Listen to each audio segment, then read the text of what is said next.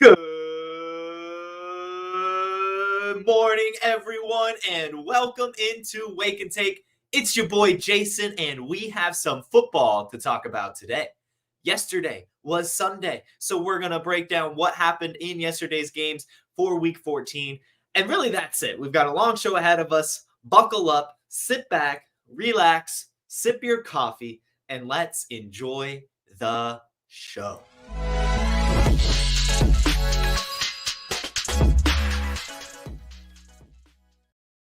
All right, guys, I need you to be honest in the chat. Is this camera, I've changed my camera. It looks like it's still not quite working, but looks slightly better. If you could let me know in the chat on YouTube if this looks a little bit better to you. I invested in a new camera this weekend, thinking it would solve some things. Looking at it right now, it still looks like it's messed up. So that's concerning.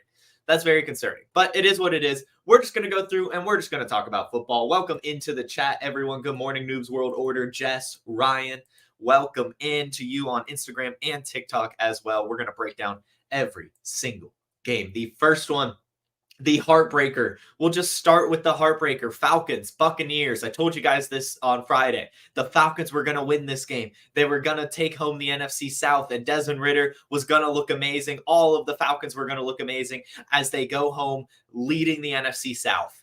But that's not the case. They end up losing the game. Now, the Falcons did look good. The Falcons looked pretty damn good. Desmond Ridder had 347 pass yards, which is just a ton for him. He scored a touchdown in the air. He scored a touchdown on the ground. Drake London had 172 receiving yards. Kyle Pitts had 57 receiving yards and a touchdown. Bijan Robinson, he had 54 receiving yards. I mean, it was all of those guys got a great game. Really did get such a great game. It was a ton of fun to watch. And just remember as we push out the rest of the season that Arthur Smith robbed us of a few weeks of Desmond Ridder.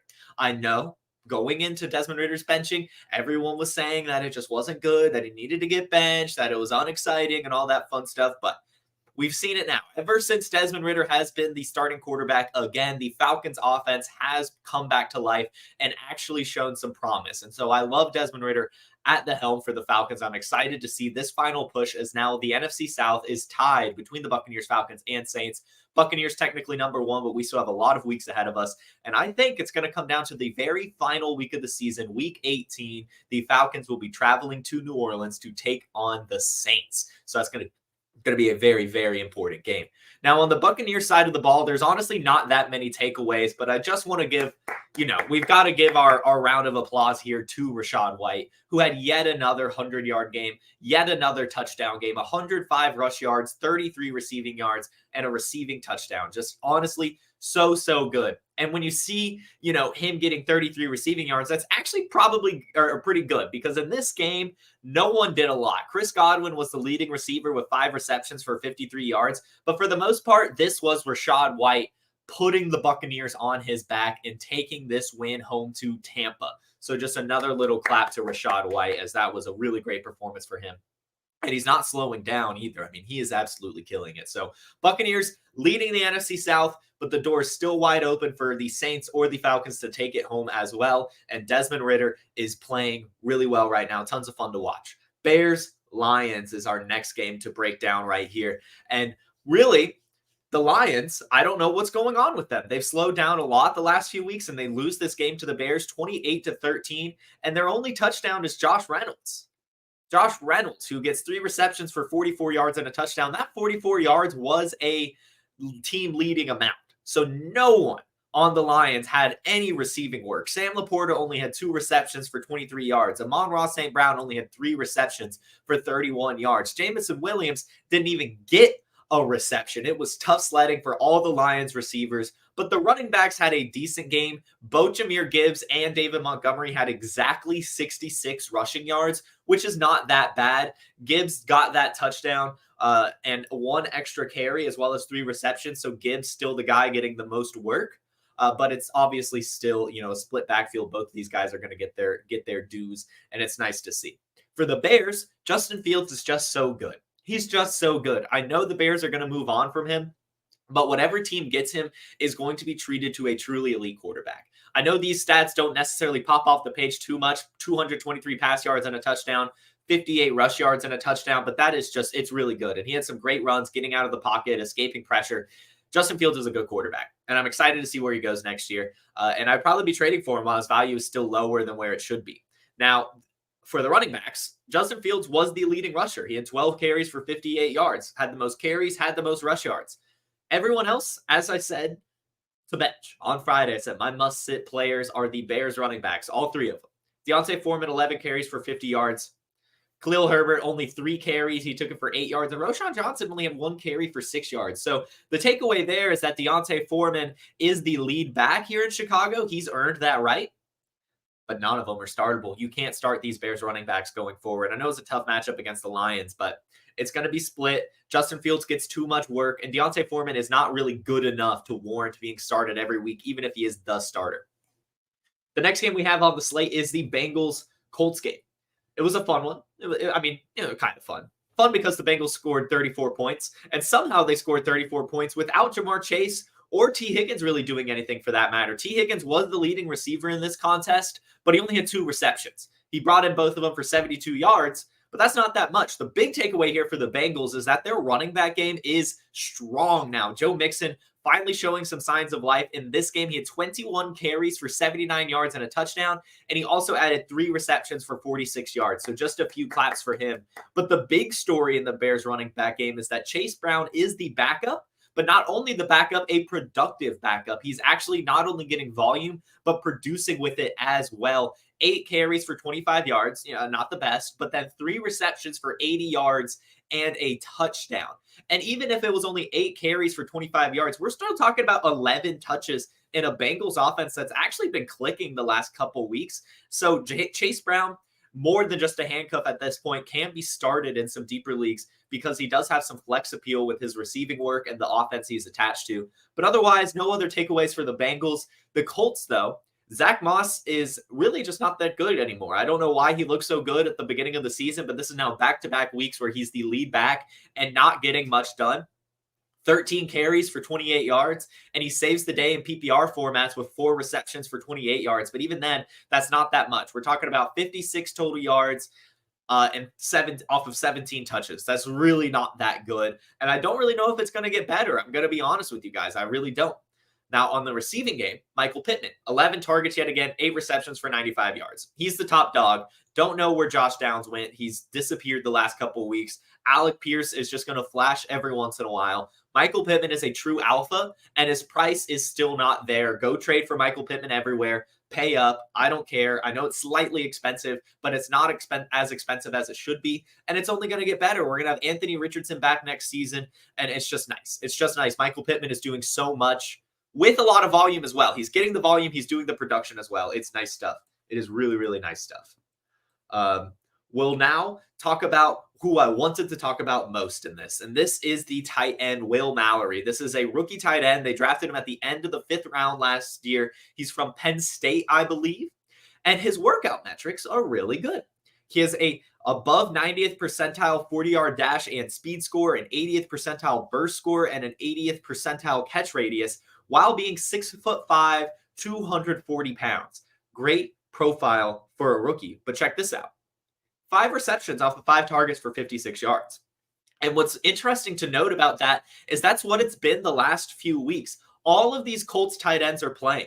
Will Mallory, sub 50% snap share, but 5 receptions. And that's how it's been the last few weeks. It's very interesting to watch. And I'm 100% picking up Will Mallory everywhere I can in tight end premium leagues, in my deeper leagues, because I do think, especially with this Jelani Woods situation where his injury just seems to be never going to be recovered from, and he already has a debilitating shoulder condition, I'm getting Will Mallory, who has a good profile and is the receiving tight end.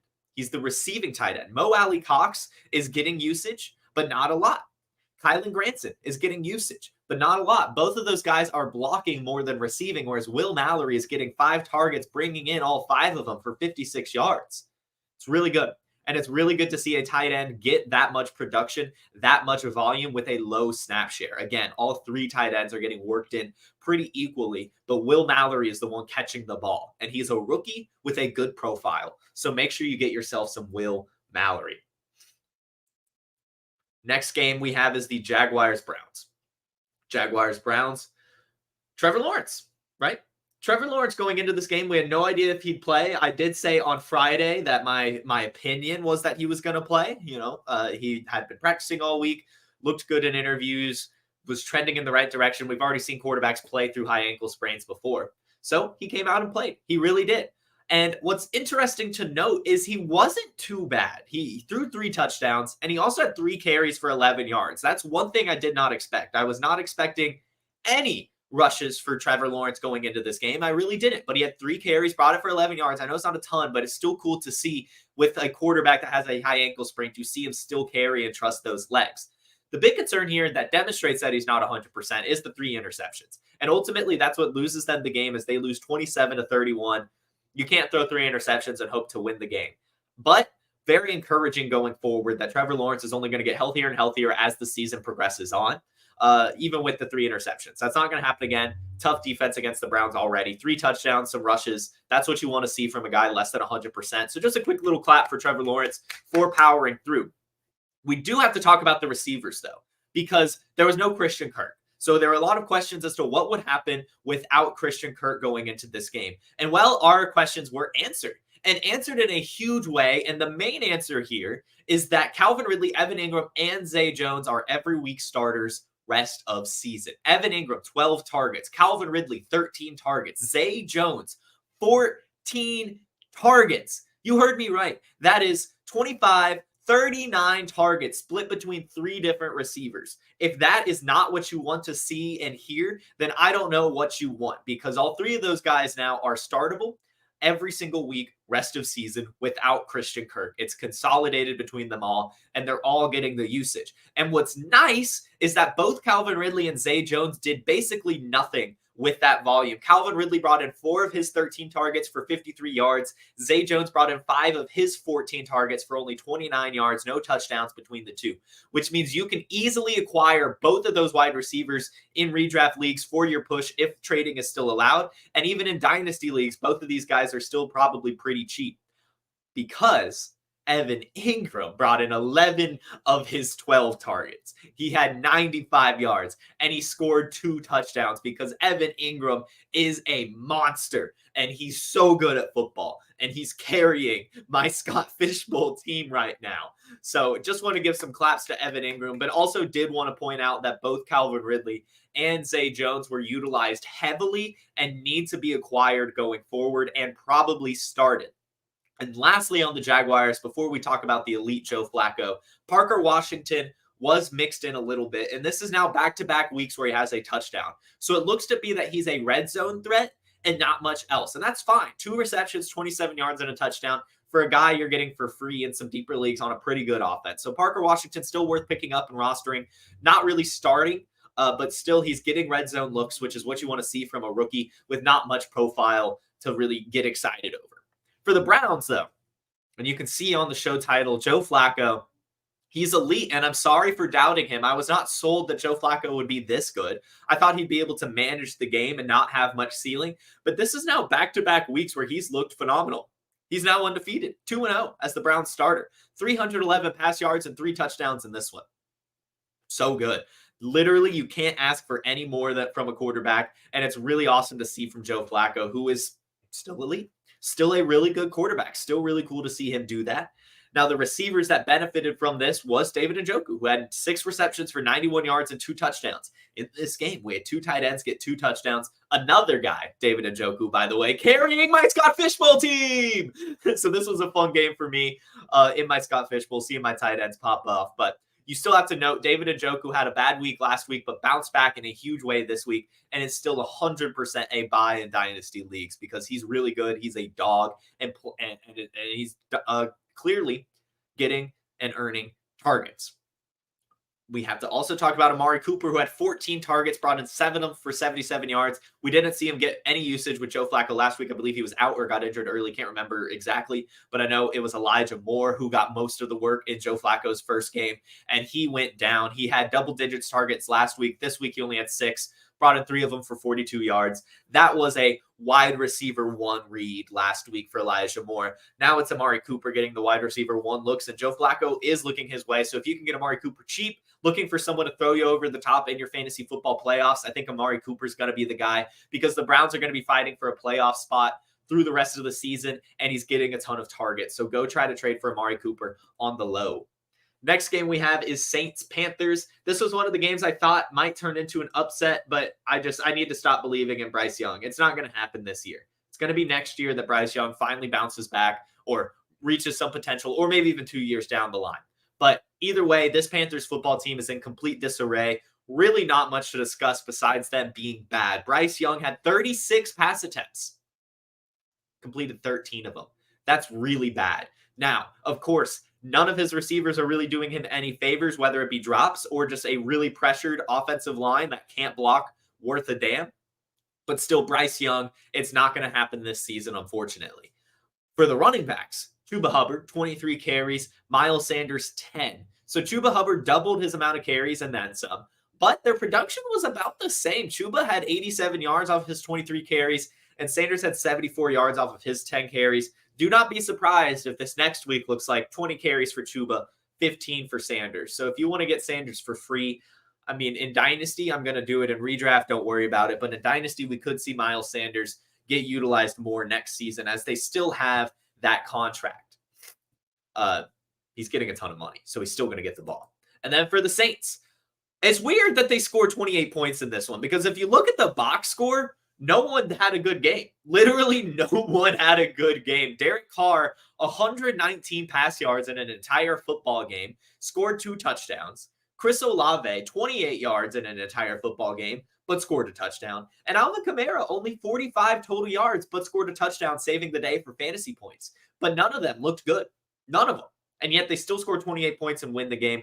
Not much to talk about here. I did want to point out my only important takeaway from this game is don't go doing anything for Jamal Williams. I know he has 11 carries in this game, but that's more of a no Taysom Hill thing in my opinion. And still, he didn't do anything with his 11 carries. So if I roster Jamal Williams, especially in Dynasty leagues, I would sell him off of this week for anything. For literally anything. I would take a 5th-round rookie pick for Jamal Williams right now because this is probably the only time the window is slightly open. You're going to have some competitors see 11 carries and think, okay, he could be a handcuff or something if Alvin Kamara goes down for the championship. But Jamal Williams, not worth a damn. Go trade for him or trade him away for literally anything. The next game was the Jets-Texans, and it was a tough one. This was a tough one. This was the Texans' first game without Tank Dell, so we had to see what would happen with Nico Collins especially. And then Nico Collins basically immediately got hurt with a calf injury and was out for the rest of the game. So then CJ Stroud had really no one to throw to, and he didn't look good. 10 of 23 for 91 yards, no turnovers, no touchdowns. And then CJ Stroud also picked up a concussion. So the Texans lost some heat. Going to have a tough go rest of season. Wishing the best for CJ Stroud and Nico Collins. Hopefully they can recover soon. But you look around and there's no one left. Nico Collins and Tank Dell were carrying, and CJ Stroud, of course, but those receivers were carrying the team. And Noah Brown, John Mechie, Robert Woods, they're not really good without them. Noah Brown had 5 targets, brought in 0 of them. John Mechie had 5 targets, brought in 1 of them. Devin Singletary, 13 touches, but didn't get much done. Dameon Pierce, only 5 touches. So keep that in mind. 8 more touches for Singletary than Dameon Pierce, more than double. But no one on this Texans team is good right now. And without even with CJ Stroud, they're going to have a tough go rest of season if Nico Collins' calf injury sidelines him really at all. Because Noah Brown, Robert Woods, John Mechie, Brevin Jordan, Devin Singletary, none of those guys are elite pass catchers or even very good pass catchers. They're just fine. They can get it done. They're reliable, but not as your main weapons. And so I would not be surprised if CJ Stroud has a rough rest of season and the Texans end up missing the playoffs, really depending on Nico Collins' injury. But also CJ Stroud is concussed and misses this week as well. It's going to be very tough for the Texans to get back to speed. The big story here, though, for this game, slow claps for Zach Wilson, who finishes the day with 300 yards, 2 touchdowns, and no turnovers against a very tough, stingy Texans defense. Really good game. Really good game from him.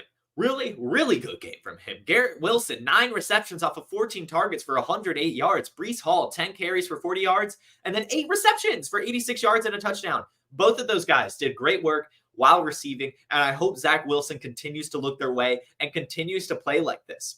And I just wanted to clarify my thoughts on this situation. I say things and sometimes don't go into enough detail, and that's my fault. But I've said time and time again that I believe in conviction. I think that that's the most important trait to have as a backup quarterback, or as a head coach. You need to have conviction. Sorry, lost my train of thought. Head coaches need to have conviction because you have to stick to your game plan if you want things to work. And the fact that the Jets decided this offseason to move on from Mike White, to move on from Joe Flacco, and to bet on Aaron Rodgers and Zach Wilson should have signified that they were convicted in Zach Wilson if things went wrong for Aaron Rodgers. And then they spent so much time after Aaron Rodgers went down talking about how much they believed in Zach Wilson and how he was the guy who was best to keep them suited to win. And then all of a sudden they changed their tune and they decided to throw Tim Boyle and Trevor Siemian under center. And guess what? They look worse than Zach Wilson.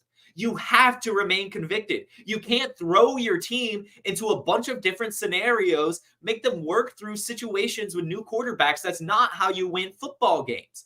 If you're going to be convicted in a player, you've got to stay convicted in a player. And look what Zach Wilson proved to them. They bench him. And then he comes right back out and slings it, proving all of them wrong. It's just like the Desmond Ridder situation. Don't overthink it. Stick to your game plan. You're a head coach who has spent all offseason thinking about what makes your team best, and you can't just let a few mistakes change your mind. You can't. You can't. Arthur Smith knew all offseason that Desmond Ridder is the best quarterback for his system. Robert Saleh and Aaron Rodgers and the Jets front office knew that if Aaron Rodgers were to go down, that they would have to bet on Zach Wilson. And yet they just decided not to after a few weeks and then just moved on. Instead of, at the very least, both the Falcons and Jets, you know what, whatever. Sure, you're not sold on them being your future and think that another quarterback would do better. It's not the backup that's been on your roster all offseason that you've been watching in training camp, that you've been watching in practices, that you already decided was not better than the guy that you started. I don't understand how you lose your conviction as a head coach. At the very least, if you feel like your quarterback is not doing enough, go explore the market and get another one. But damn sure don't bench the guy for a guy that you've already accepted is not as good as your starter. You've already had this process time and time again, all offseason, all season, all interviews, all game. And yet randomly you're just like, we're going to move on to a guy who's worse. It's stupid, and I hate that head coaches do that. And I'm very happy for Zach Wilson to prove the doubters wrong. Not sure he's going to be able to keep it up. I mean, we've seen this from Zach Wilson this season, right? He'd have a great game against the Chargers, great game against the Chiefs, and then next week is terrible. But still, it's really cool to see that players can believe in themselves and continue fighting despite the coaches giving up on them. So just another quick clap for Zach Wilson. Good stuff. Next game was the Ravens-Rams, and this is another just fantasy football takeaway before we get into just the players overall. But the Ravens-Rams, very good game.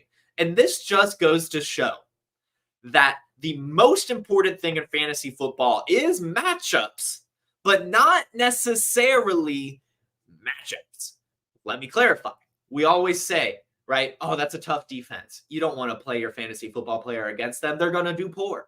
Well, that's not always the case. Just because it's a tough defense or a hard team doesn't mean that they're not going to find a way. And this game proves it. The Ravens defense had been phenomenal all season. But then we get a really good game, a shootout, 37-31. Good offenses, right? That's what matters most. Yes, defenses at the end of the day are going to stop certain things. Like, I'm not saying this is a steadfast rule. But when you look at a game like the Ravens-Rams, you see a high point total. You see two offenses. You see a Matthew Stafford and a Cooper Kupp who have been looking bad. And you should say, you know what? This game should be able to have some points scored. And I bet that all of the players in this game are going to be productive for fantasy football, regardless of how good the defenses are. That's what you need to look for. You need to be looking for shootouts, not defenses, not weathers. You just need to be looking for good games, regardless of what's on the other side of the ball. Because let's face it, players are going to get things done regardless. Okay. And so we look at this and we see genuinely everyone on both sides of the ball were productive because we had an overtime game where both teams scored over 30 points. Matthew Stafford, nearly 300 yards and 3 touchdowns. Cooper Kupp, 8 receptions for 115 yards and a touchdown. Puka Nacua, 5 receptions for 84 yards. Even the rookie tight end, Davis Allen, who came in for an injured Tyler Higbee, 4 receptions for 50 yards and a touchdown. Who might I know, definitely someone worth picking up in your deeper tight end premium leagues, as Tyler Higbee's contract is near over, and this was a pretty good game for him, so he could turn into something next season. But also, Kyren Williams, 114 rush yards.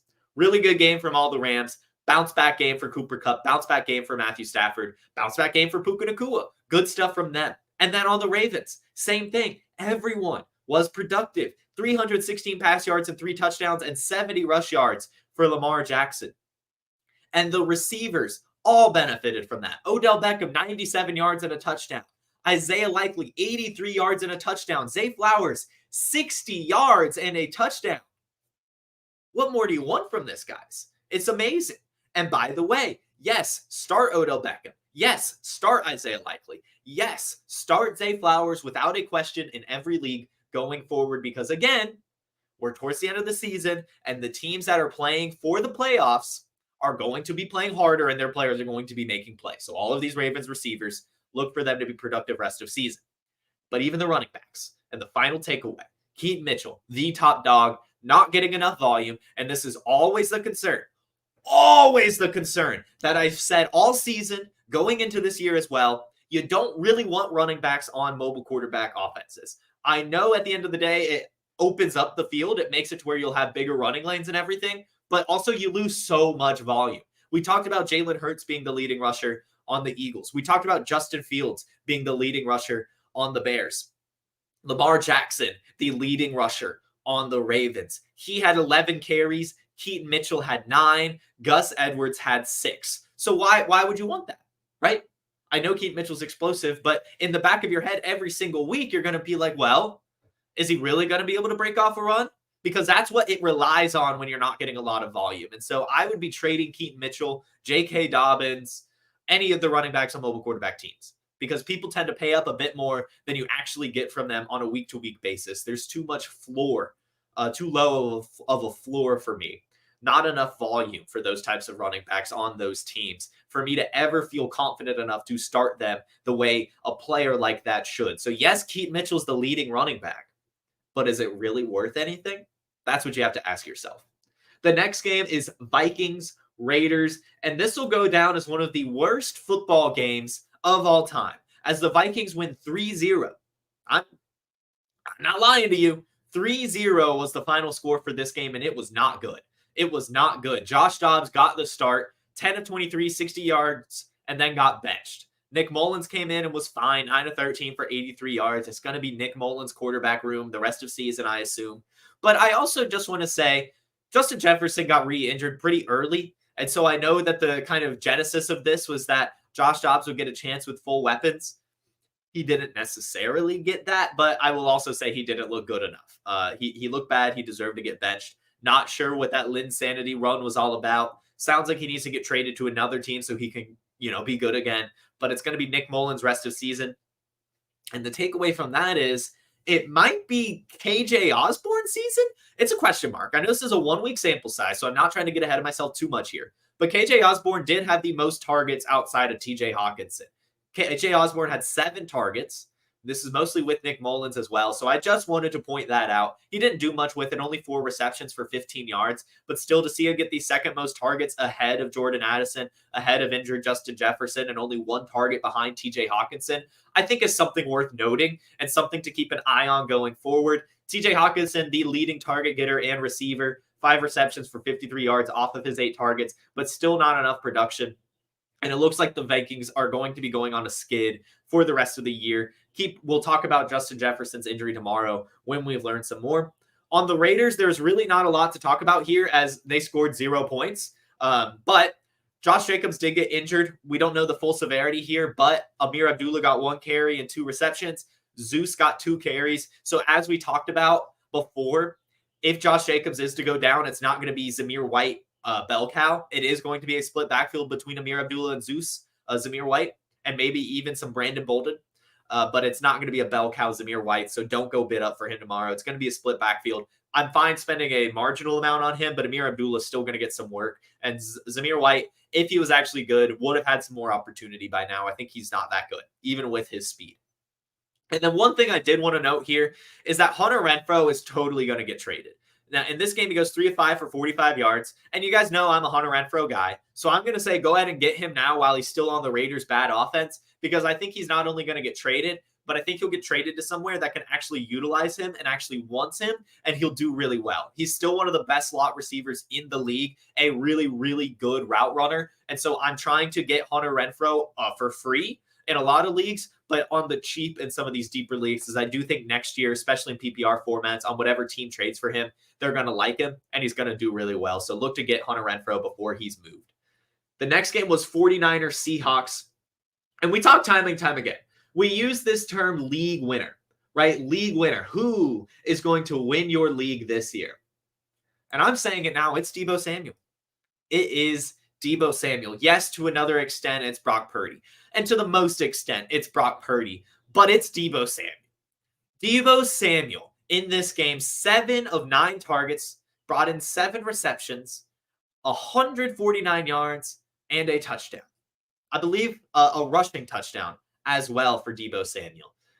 What a guy. He's just so good at this time of year as the 49ers are making their playoff push, and he's being relied on heavily, and it just looks beautiful.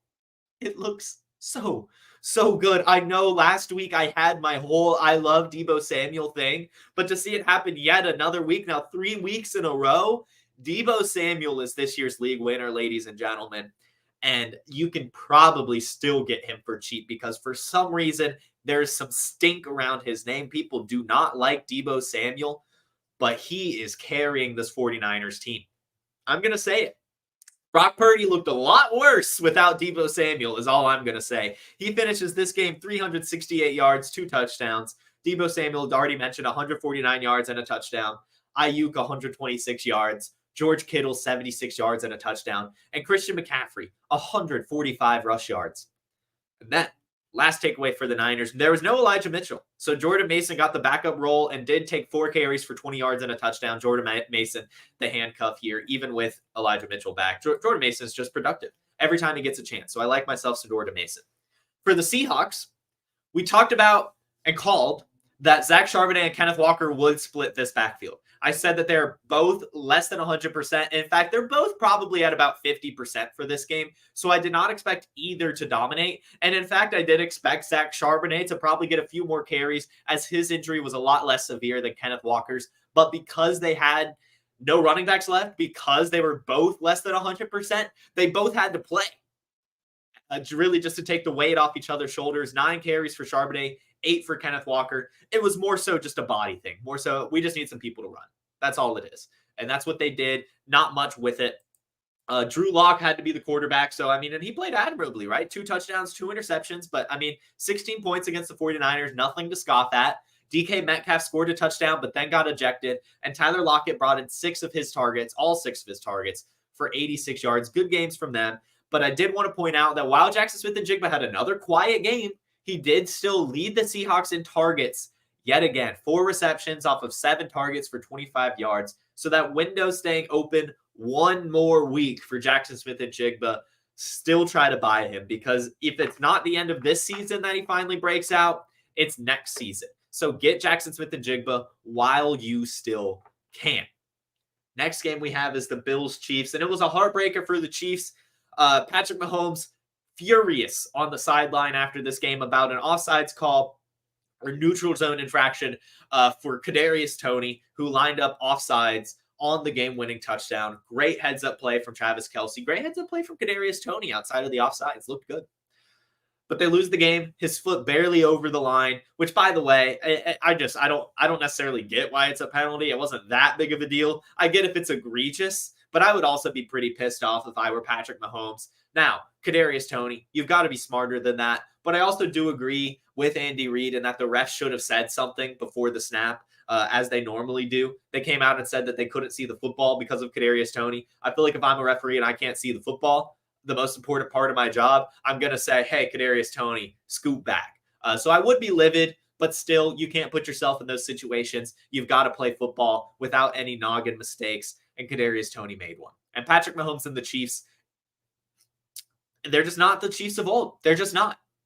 They're just not. It's pretty funny that they're a defensive team now. This offense is just miserable. Patrick Mahomes, 25 of 43, 1 touchdown and 1 interception, less than 300 yards. Travis Kelce, 6 receptions for 83 yards, but not bad, but not great. And it was Rashee Rice who was the most important guy here. 7 receptions for 72 yards and a touchdown. But it's just not enough. Marcus Valdes-Scantling making drops. Justin Watson just not that good. Travis Kelce anymore. He's still a really good tight end, still top 5, right? But he's not this clearly worlds above rest of everyone tight end anymore. He's lost a step. And so this Chiefs team hurting. They are not a Super Bowl contender. Not sure who it's going to be from the AFC, but it's not the Chiefs. And final takeaway from the Chiefs is no Pacheco. What does it mean? It apparently means Clyde Edwards-Helaire, who had the most touches here. 11 carries for 39 yards, 2 receptions for 29. Jerick McKinnon only 7 touches, so 7 to 13 touches between the two. But McKinnon does score the touchdown. 19 rush yards off of 4 carries and 18 receiving yards off of 3 receptions. Clyde Edwards-Helaire getting the bulk, but Jerick McKinnon being more productive. I will say this means you can't start either. I'm not starting either Clyde Edwards-Helaire or Jerick McKinnon ever again if Isaiah Pacheco is out. I'm just not doing it. In fact, I would sell both Clyde Edwards-Helaire and Jerick McKinnon for next to nothing. I said the same thing about Jamal Williams. I'm saying it about these guys too. If you get a 5th-round rookie for these guys, just do it. It's not worth it. Move on, clear that roster spot, and have a fun coupon for next year's rookie draft. For the Bills, honestly, not much to talk about here. They end up winning the game, but no one had that great of a game. Stephon Diggs only brought in 4 of his 11 targets for 24 yards. Dalton Kincaid got banged up, didn't get a lot of yards. Dawson Knox in his first game back only had 3 receptions for 36 yards. Important to note that it's the most yards he had all season, but just not enough. The guy who is killing the Bills right now, who is dominating the Bills right now, is James Cook. James Cook is on fire right now. 4 straight games with 100 yards or a touchdown and with over 16 PPR fantasy points. He's killing it right now. 58 rush yards, 83 receiving yards, and a touchdown for him. Just on fire, getting a ton of usage and a ton of production. Congratulations to all James Cook managers. I wish I didn't trade him in one of the leagues. I mean, I have him in a ton of leagues, so I went ahead and traded him, but I wish I just held on to him in the league I traded him to. Broke my one rule. I tried not to worry about overexposure, but for some reason, I made that mistake twice this year. I always say I'm just going to stay with my guys. I'm not going to worry about exposure. Don't really care about diversifying my portfolio. But for some reason, I made that move with James Cook, traded him away for DeAndre Hopkins because I needed a wide receiver, but not a good move. Should have just kept James Cook. Looking great with Joe Brady. And I don't know why it took the Bills so long to just put the ball in James Cook's hand. But that is the only takeaway. Well, the end of the takeaways for that game. The next one here is the Broncos Chargers. And I don't understand. I don't get it. All of us, me, everyone in the audience, everyone on Twitter, Instagram, anyone who is anyone and cares about the NFL knew, like week 1, literally even just going into the season, that Brandon Staley should have been fired. So the fact that he's still the head coach 14 weeks into the year, it's mind-boggling. I have no idea how this guy has kept the job, and it's awful. The defense is bad. The offense is bad, and it ultimately falls on his shoulders. Yes, in this game, Justin Herbert got hurt, which we'll talk about some more next or tomorrow or just throughout the week as we learn more. But still, only 7 points is terrible. It's just terrible. And this is, 6 points against the Patriots. It is just, this team sucks. And Brandon Staley should have been fired before the year even began, but much less, at least after this game. I don't know how he's on the flight back home. I really don't. Get rid of him. I'm tired of it. Austin Eckler came back, though. Austin Eckler did return in this game, 10 carries for 51 yards and a touchdown. And finally, 5 receptions for 49 yards. We had not been seeing receiving from him at all this year. It had completely gone away. So it's really good to see the receptions come back. Hopefully it continues, but I'm really not sure it will. Actually, You know what? I think it will. I do think Easton Stick will target Austin Eckler a bit, just because you kind of have to as a backup quarterback. You've got to do these dump offs. So look for Austin Eckler to make a good run rest of season, but still not enough, as this Chargers offense is just not going to be scoring touchdowns without Justin Herbert, and with Brandon Staley still the head coach. They're just not good. Now, Quentin Johnston was the leading receiver. Who thought we would ever say that? 91 receiving yards for Quentin Johnston, brought in 3 of his 4 targets. So, maybe coming back. I assume that was one big play for him, and you would love to see, if it's a big play, a touchdown in that stat line. So there's still not enough, but to see him lead the receivers is pretty good. Pretty good news. So if you can still get him for a 4th, 5th round pick, I'm doing it. And then Keenan Allen, 12 targets, brought in 6 of them for 68. I see a question here on TikTok, and I'm sure it's in everyone's mind. What do you do with Keenan Allen now that Justin Herbert is probably going to miss a couple weeks in the most important part of the season? You hold on to him, especially in PPR leagues. We talk about it time and time again. The wide receiver 1 with a backup quarterback gets so much volume. So I'm going to expect Keenan Allen to be just as good, maybe less touchdowns and less ceiling, but still a decent floor. 15 points a week, I feel like, should be expected from Keenan Allen. Going forward, lose some ceiling, but not that big of a deal. If you can sell him for, a good return, like if you could get a late round first or something, or just a first in general, I would probably do it, or a few seconds. But otherwise, I'm holding him out, riding him out rest of season. And then for the Broncos, Courtland Sutton scored a touchdown again. And then Jerry Jeudy is just not that good. 2 of 6, 16 yards, and should have scored a touchdown. I mean, he had plenty of time to score and get his second foot down, but he didn't. He just went out of bounds instead, didn't get his second foot down, and missed what should have been a touchdown. So he's just not that good. He's definitely not on the Broncos after this season, and I'm not sure he'll be that good wherever he goes, but sometimes a change of scenery helps. But I am definitely saying this. Don't pay up for Jerry Jeudy. If you can get him for free, if you want to take a gamble with him, sure. But I'm not really going to do much with him. I don't think it's really worth it. And then for the running backs, Javonte Williams, 20 touches, Jaleel McLaughlin, 6, Samaje Perine, 7. When it comes to Perine, note that 5 of those 7 touches were receptions. So he is the receiving back here. Javonte Williams, I think, only had 2 in this one. So it's Perine for the receiving back, but still not a ton of work.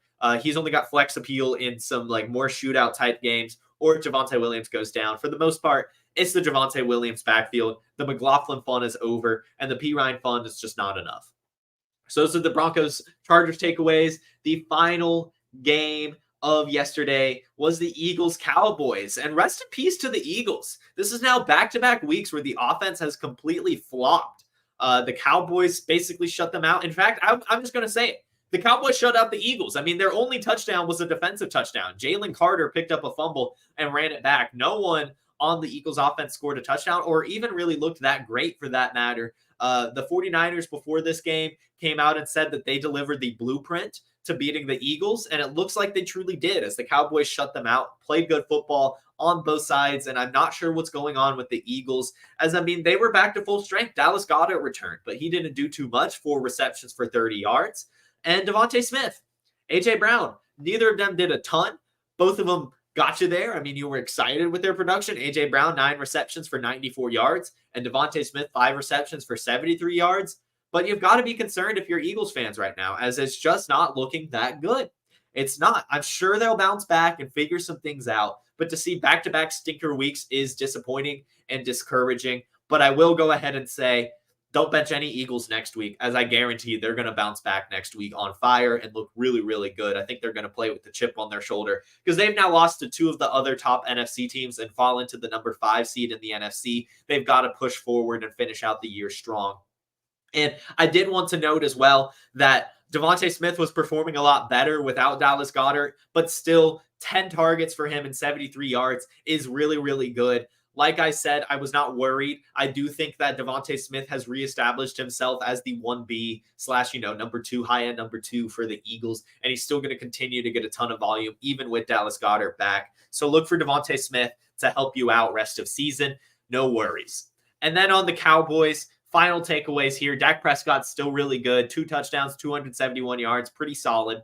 Jake Ferguson, the leading receiver, 5 receptions for 72 yards. So still someone you need to start every week. Sorry to everyone that I really convinced to pick up Luke Schoonmaker. I really thought it would happen, but Jake Ferguson's simply good at football. And so does CeeDee Lamb. CeeDee Lamb, 6 receptions, 71 yards and a touchdown. And Michael Gallup also got himself a touchdown. So good for all those receivers. Want to break down this running backfield, and then we'll answer some questions. Tony Pollard, 23 touches, 16 carries, and 7 receptions. So seeing the 7 receptions for Tony Pollard is exactly what you want to see. Extremely encouraging. Love to see it. But then on the flip side, what's discouraging is Rico Dowdle continues to eat into his workload. 12 carries, 46 yards, and a touchdown for Rico Dowdle.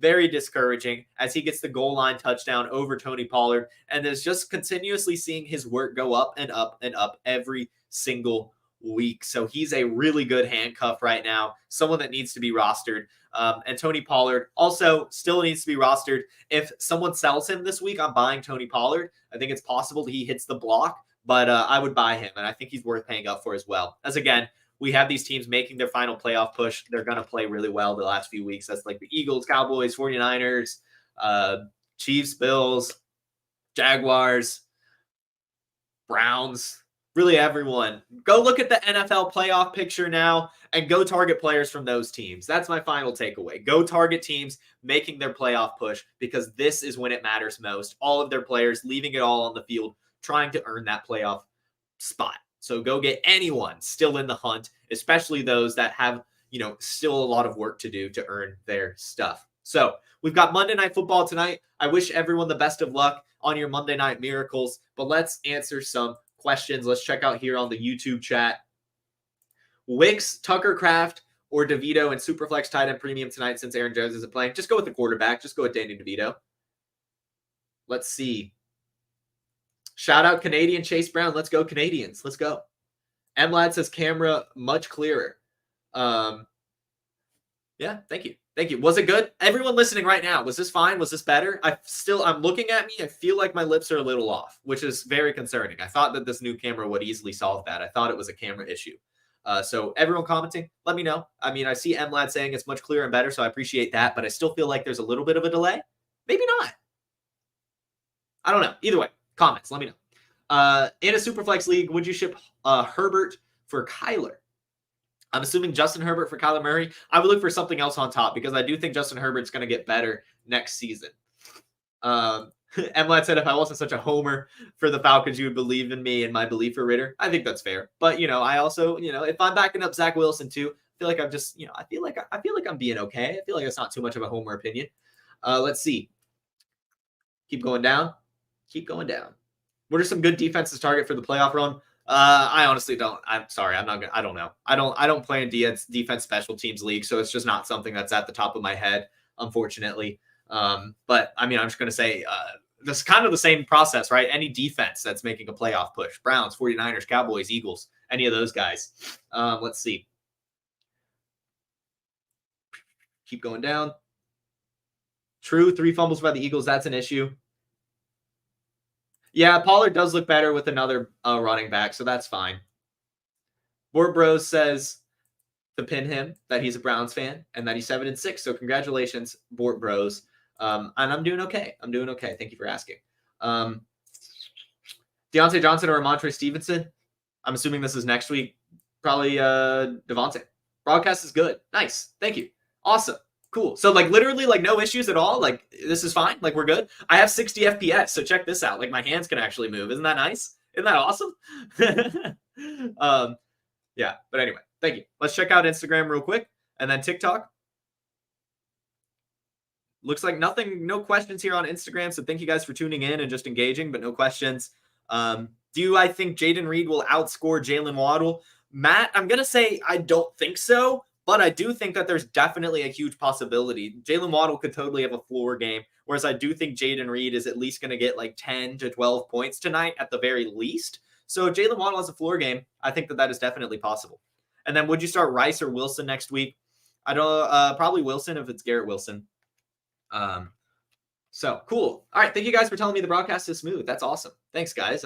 So it looks like we're set, which is really good news. As tomorrow, we're going to have a very special guest as the Podfather will be hopping on Wake and Take to preview a little special. Maybe your boy will be hopping on Mind of Mansion tomorrow as well. So make sure you tune in to Wake and Take tomorrow morning and maybe that other show I mentioned tomorrow afternoon as well. Thank you all so much for tuning in.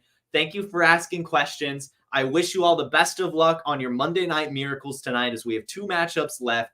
And I hope you've all made the playoffs in your leagues, as we're now getting into the final couple weeks of the season. Let's go football. Have a marvelous Monday and a wonderful rest of your week. Peace. Hey, I want to take a moment to thank you for tuning in. It's important to me that all of our media be free. This is only possible because of you, allowing a true independent sports media enterprise to thrive unlike any other in the business. So please subscribe to the All In Package to continue to make all of this possible, to ensure that all of our stats, information, data, content is available to you, especially you, the people that get the site and get the show.